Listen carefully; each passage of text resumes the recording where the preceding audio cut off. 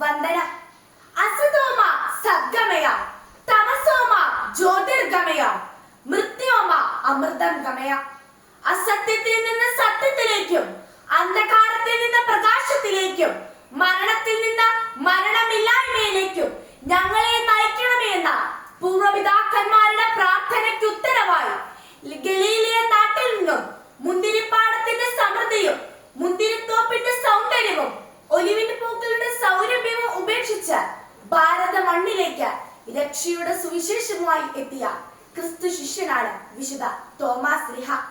July 3-നാണ് നാം Thomas ശ്ലീഹയുടെ തിരുനാൾ ആഘോഷിക്കുന്നത്. Indian ക്രൈസ്തവ സമൂഹത്തിന്റെ സ്ഥാപകനായ തോമാസ് ശ്ലീഹ രക്തസാക്ഷിത്വം വഹിച്ചതിന്റെ ഓർമ്മയാണ് ദുഃഖ്രാന തിരുനാൾ.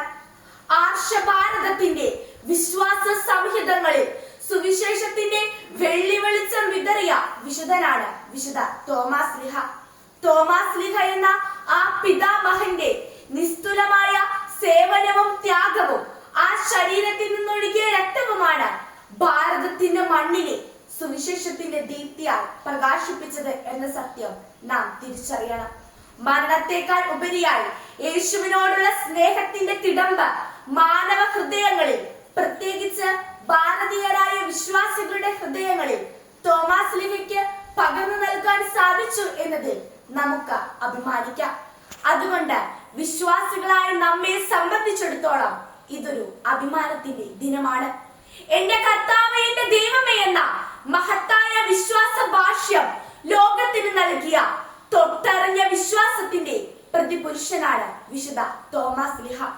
വിശുദ്ധ യോഹന്നാന്റെ സുവിശേഷത്തിൽ ശ്ലീഹായെ സംബന്ധിക്കുന്ന കാര്യങ്ങൾ രേഖപ്പെടുത്തിയിരിക്കുന്നത് കാണാം. യേശുവിന്റെ ശുശ്രൂഷകളിൽ ജാഗ്രതയോടെ, ധീരതയോടെ, വ്യക്തതയോടെ മുന്നേറിയ ക്രൈസ്തവ വിശ്വാസത്തിന്റെ ആ രൂപമാണ് വിശുദ്ധൻ.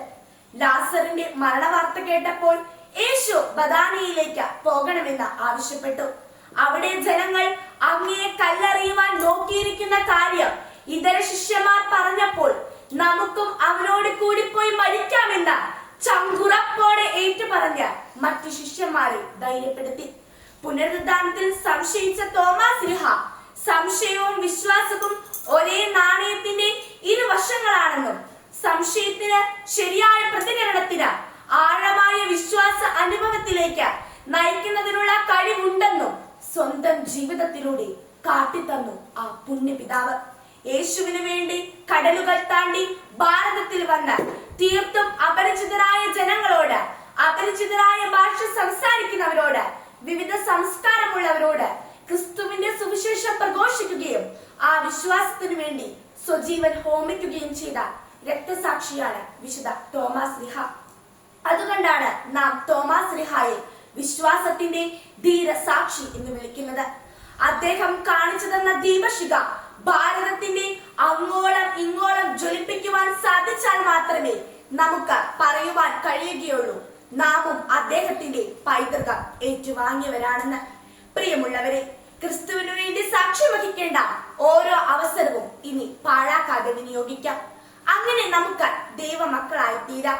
വിശ്വാസം പരീക്ഷിക്കപ്പെടുന്ന സന്ദർഭങ്ങൾ ഉണ്ടാകുമ്പോൾ വിശുദ്ധ തോമാസ് ശ്ലീഹയുടെ വാക്കുകൾ നമ്മുടെ ഹൃദയങ്ങളിലും അധരങ്ങളിലും സദാ മുഴങ്ങി കേൾക്കട്ടെ.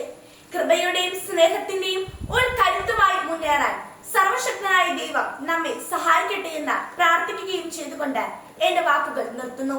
നന്ദി, നമസ്കാരം. ജയ് ക്രൈസ്റ്റ്.